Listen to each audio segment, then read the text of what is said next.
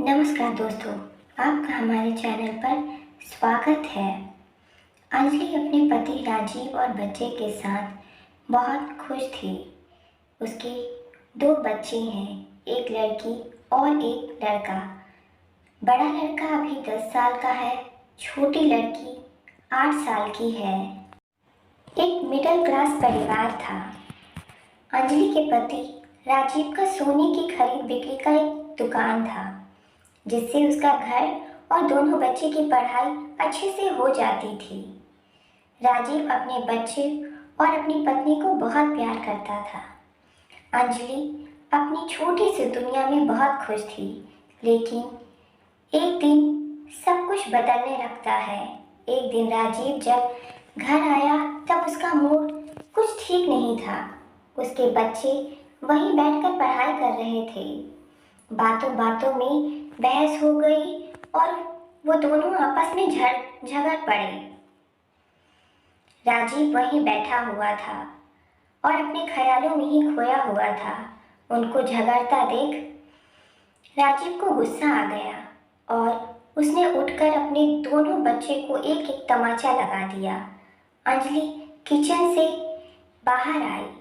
बच्चे और अंजलि के लिए यह बात बड़ी ही आश्चर्य की थी, क्योंकि राजीव ने आज से पहले कभी अपने बच्चों को मारना तो दूर की बात, जोर से डांटा तक भी नहीं था।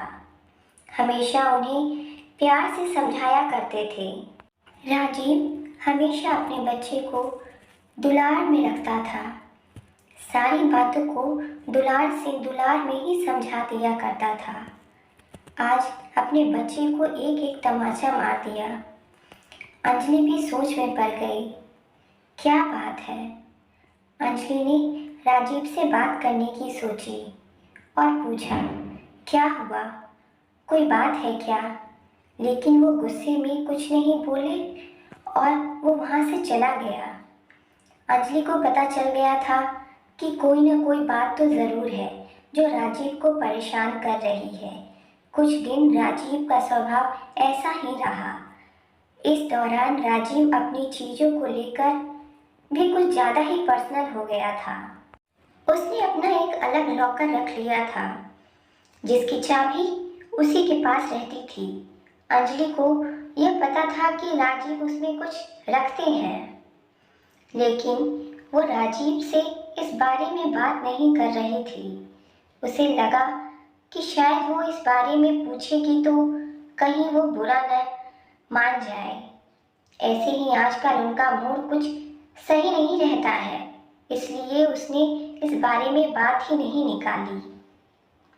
राजीव कुछ दिनों से अब अकेला रहने लगा था। ज़्यादा बातें नहीं करता था, बच्चों से भी नहीं। अंजलि को यह बातें खटकने लगी। एक दिन जब राजीव अपने लॉकर में कुछ रख रहा था, तभी अंजलि वहां आ गई। अंजलि के देख उसने झट से सबसे पहले लॉकर को बंद कर दिया। अंजलि ने पूछा, क्या हुआ?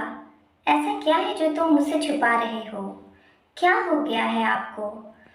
कुछ बात तो है, बताओ ना। राजीव ने कहा, कुछ नहीं, कुछ होगा तो मैं तुम्हें बता दूंगा। ऐसा कुछ नहीं है। अंजलि को अब चिंता सताने लगी। उसे अपने पति का बदला स्वरूप साफ दिखाई दे रहा था। घर में शांति ना हो तो उसका असर सब पर पड़ता है। करीब 1 महीने तक उसके पति का यही स्वरूप रहा, लेकिन 1 महीने बाद अचानक वो फिर से बदलने लगी। पहले की तरह ही अपने बच्चों से बात करने लगा। शांत और सरल पहले से भी ज़्यादा हो गया था। अंजलि खुश तो थी, लेकिन उसके मन में अभी भी शंका और संकोच तो बना हुआ ही था कि अपने पति के इस तरह बदले स्वभाव और मन में अभी तक की दुविधा थी। सब कुछ धीरे धीरे फिर से पहले जैसे होने लगा, लेकिन अभी भी राजीव अपने लॉकर को नहीं छोड़ता था। लॉकर पर ताला ही रहता था, ना ही उसे किसी को छूने की इजाज़त थी। अंजलि को लगा राजीव फिर से वैसे ही हो गए हो। अभी यह काफ़ी है, धीरे धीरे शायद खुद ही वो अपने मन की बात बताते। समय बीतता गया। एक दिन अंजलि दोपहर को अपने घर के काम से बाहर निकली। राजीव दुकान पर थे और बच्चे भी स्कूल में थे, इसलिए वो घर के काम के लिए वो खुद ही बाहर निकल गई। बाहर जाने पर उसे पता नहीं था कि उसे ऐसा कुछ देखने को मिलेगा। उसे वहां राजीव दिखाई दिया, वो भी एक बहुत ही खूबसूरत औरत के साथ। राजीव उसे पैसे भी दे रहा था। उसको देखकर अंजलि छिप गई ताकि वो उसे देख न सके, लेकिन अब उसके मन में सवालों का भूचाल आ गया था। तरह तरह के ख्याल उसके मन में आने लगे थे। इस औरत की वजह से ही शायद उसके पति में कुछ बदलाव आ गए हैं। शाम जब राजीव घर आए तो वो अंजलि ने पहले ही कुछ सोच रखा था। उसने राजीव से पूछा, दिन कैसा था आपका? कहीं गए थे क्या? दुकान पर ही थे? राजीव ने कहा, नहीं, दुकान पर ही था। कहाँ जाऊंगा? अंजलि को पता चल गया था कि राजीव झूठ बोल रहा है, लेकिन क्यों और क्या कारण था ये उसे पता नहीं। उस दिन से अंजलि राजीव पर नजर रखने लगी। वो बीच बीच पर दुकान पर जाती और राजीव के फोन को चेक करती थी, लेकिन अगले 1 महीने तक उसे कुछ नहीं मिला। राजीव ना तो उस औरत से मिला, ना ही कुछ और। लेकिन फिर से 1 महीने की 1 तारीख को वो उसे फिर मिलते दिखाई दिए और उसे पैसे भी देते दिखी। अंजलि को फिर समझ नहीं आया कि आखिर यह बात क्या है। कुछ महीने तक उसे देखा कि और उसे पता चला राजीव हर महीने उस औरत को पैसे देता है। अंजलि ने महीनों तक इस बात को देखा था। एक दिन जब राजीव घर आया तो अंजलि ने उसे पूछ ही लिया कि क्या बात है, आप कुछ छिपा रहे हैं? क्यों? राजीव ने कहा कि नहीं। फिर तुम वही बात लेकर बैठ गए। अंजलि ने इस बार बोल ही दिया कि अगर कोई बात नहीं है तो आप क्या छिपा रहे हो? महीने से उस औरत को पैसे क्यों दे रहे हो? राजीव के मुंह का रंग बदल गया। वह तिलमिला गया और गुस्से से बोला, तो तुम मेरा पीछा कर रही हो, मुझ पर नजर रख रही हो? हर महीने मैं बहुत लोगों को पैसे देता हूँ। तुम क्या जानती हो दुकान के बारे में? अंजलि ने कहा कि मैं जानती हूँ दुकान के बारे में, और यह भी जानती हूँ कि वो दुकान का काम नहीं था। राजीव ने कहा कि तुम्हें जो समझना है समझो, मुझे तुम्हें कोई सबूत देने की जरूरत नहीं है। वो बात वहाँ खत्म नहीं हुई। अंजलि ने उसे उसके बाद भी राजीव पर नजर रखी, लेकिन उसे अब उसके साथ फिर कभी नहीं दिखाई दिए। अंजलि ने सोचा कि शायद राजीव ने अब मिलने की जगह बदल दी है। राजीव का नौकर भी अब उसे खटकने लगा।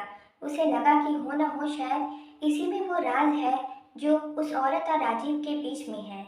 जब राजीव नहीं था तब उसने कोशिश की उस लॉकर को खोलने की, लेकिन वो खुला नहीं। घर में बच्चे को देखकर अंजलि चुप हो गई। उसने इस बात को घर में उठाना ही बंद कर दिया। उसे लगा कि इसका उसके बुरे बच्चे पर बुरा असर पड़ेगा और वो नहीं चाहती कि ऐसा कुछ हो। समय बीतता गया। करीब 3 साल बाद राजीव की तबीयत बहुत खराब हो जाती है। राजीव की तबीयत खराब हुई, उसे सांस लेने में प्रॉब्लम हो रही थी।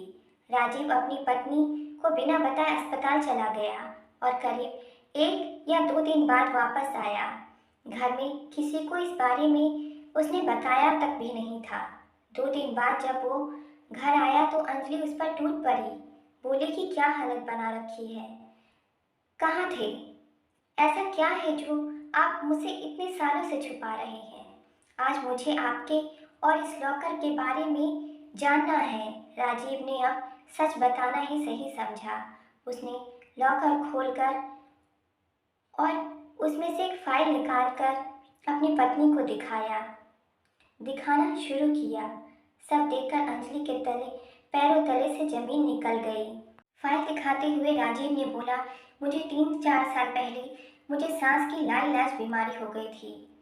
दुकान के पैसों से हमारा घर चल सकता था। मैं अपनी बीमारी का इलाज नहीं करा सकता था। मैं इसी चिंता में डूबा रहता था। एक दिन अचानक गहनों की भरी पोटली मेरी दुकान पर किसी औरत की रह गई।